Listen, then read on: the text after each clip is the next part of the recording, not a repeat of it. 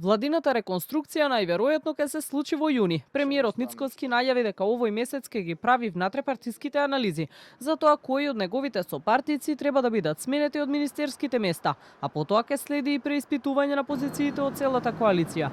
Се уште сум посветен на внатрепартиската структура. Очекувам овој месец таа да заокружам и потоа да се посветиме на владината коалиција. Во однос на обвинувањата од опозицијскиот лидер Филипче дека нема причина за страф од спроведување на уставните измени, а Бугарија не го негира македонскиот идентитет. Мицкоски рече дека набрзо ќе има избори на кои политичарите како Филипче ќе заминат во историјата. Сепак тој не прецизираше дали се враќа опцијата за предвремени избори, кои се споменуваа уште минатата година. До добрата вест е што набрзо ќе има избори, после тие избори ќе се случи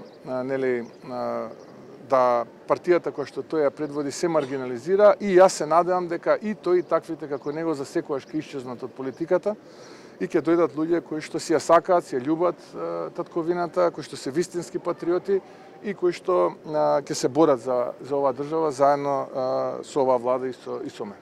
Лидерот на СДСМ Филипче смета дека главната причина за најавата за избори е тоа што државната каса е празна. Убеден е дека неговата партија е подготвена во секое време на изборно соочување, на кое очекува да ја порази актуелната власт. Претпоставувам дека станува збор за парламентарни избори затоа што снемува пари.